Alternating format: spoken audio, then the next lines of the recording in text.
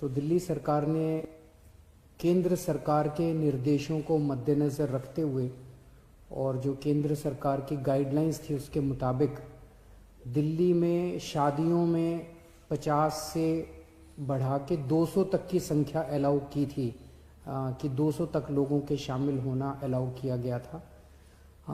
उस ऑर्डर को विड्रॉ करने के लिए आज निर्णय लिया गया है कि 200 से वापस 50 लोगों को, शादियों में केवल 200 से 50 लोग अलाउड होंगे। और ये निर्णय मैंने एलजी साहब की अप्रूवल के लिए अभी सुबह सुबह भेजा है। मैं उम्मीद करता हूँ कि उनकी जल्दी अप्रूवल आ जाएगी। दूसरा, हमने देखा कि कुछ बाज़ारों में दिवाली के समय काफ़ी ज़्यादा ना तो लोग मास्क पहन रहे थे, ना सोशल डिस्टेंसिंग कर रहे थे, जिसकी वजह से कोरोना बहुत ज़्यादा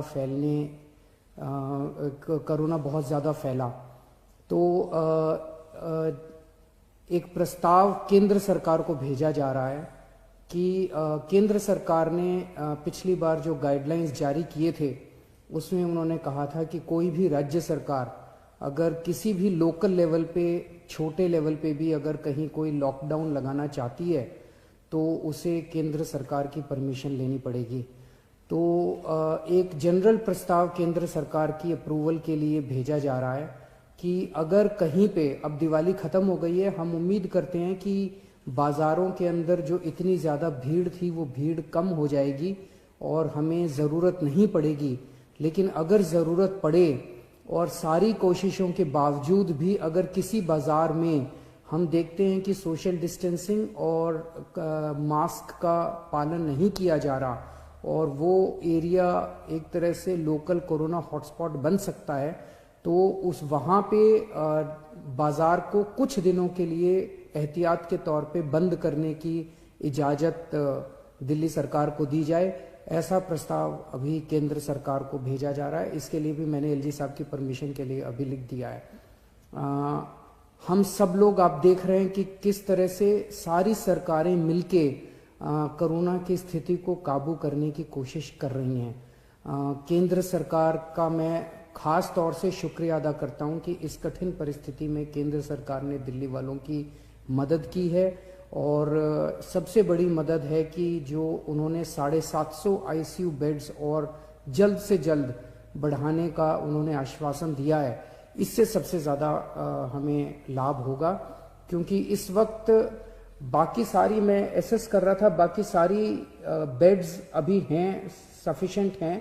कुछ अस्पतालों में, जो सबसे बड़े बड़े प्राइवेट अस्पताल हैं, उन अस्पतालों को छोड़ दे तो अन्य कई सारे सरकारी अस्पतालों में भी हैं और कई सारे प्राइवेट अस्पतालों में भी बेड्स की स्थिति ठीक ठाक है। लेकिन आईसीयू बेड्स कम होते जा रहे थे, आईसीयू बेड्स की संख्या लगातार कम होती जा रही थी। और मैं इसके लिए केंद्र सरकार ने आगे बढ़ के मैंने एक हफ्ते पहले चिट्ठी भी लिखी थी केंद्र सरकार को कि हमें तुरंत आईसीयू बेड्स चाहिए, और केंद्र सरकार ने इसको सकारात्मक तौर पे हमारे को वो किया। इसके लिए मैं पर्टिकुलरली शुक्रिया अदा करता हूँ।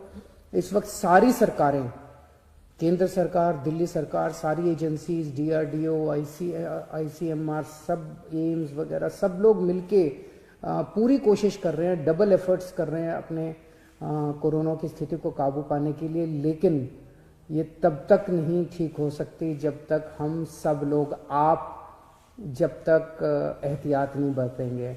मेरी आपसे हाथ जोड़ के विनती है कि आप ये कोई किसी और के लिए नहीं मांग रहे, आप ही के लिए, आप ही के स्वास्थ्य के लिए, आपकी ज़िंदगी के लिए, आपके परिवार के लिए आपसे अपील कर रहे हैं कि मास्क ज़रूर ज़रूर ज़रूर पहनिए, सोशल डिस्टेंसिंग का पालन ज़रूर ज़रूर कीजिए।